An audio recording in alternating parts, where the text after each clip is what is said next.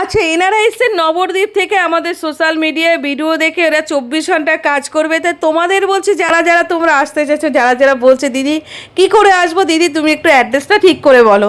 আমি বিধাননগর নেমে কি গাড়িতে যেতে হবে, বাসে উঠতে হবে? না, বিধাননগর নেমে কিচ্ছু চাই না। বিধাননগর নেমে জাস্ট 5 মিনিটে হাঁটা পথ। বিধাননগর নেমে তোমরা আমাদের ফোন করবে, আমরা গাইড করে নেব। এখানে কোনো অটো ভাড়া লাগে না এবং বাসেও উঠতে হয় না।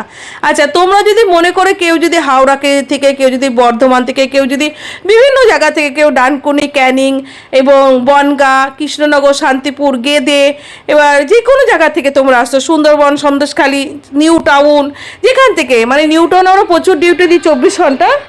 তো যেখান থেকে আসো কোনো অসুবিধে নেই। আমাদের এখানে আসতে হলে ওই জাস্ট বলবো যে ফোন নাম্বারটা একটু যত্ন করে রাখ। ডিউটি দিই 24 ঘন্টা। তো যেখান থেকে আসো কোনো অসুবিধে নেই।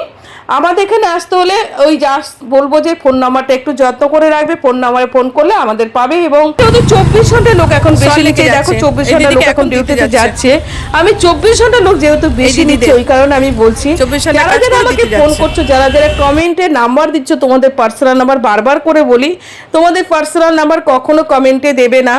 তোমাদের যদি কিছু জানার ইচ্ছা থাকে তোমরা হোয়াটসঅ্যাপ করতে পারো, তোমরা ফোন করতে পারো, তোমরা SMS করতে পারো। তোমাদের সুবিধা মতো তোমরা করবে। তোমরা যেভাবে তোমাদের সুবিধা হয় যে এইভাবে করলে আমাদের সুবিধা, সেটাই করবে। কমেন্টে তোমাদের পার্সোনাল নাম্বার দেবে না। আচ্ছা, এইটা গেল। আর একটা কথা আমি বলছি, যারা যারা আমাকে ফোন করে বলছো, যারা যারা কমেন্ট করছো, যারা যারা শেয়ার করছো, যারা যারা ফলো করছো, তাদের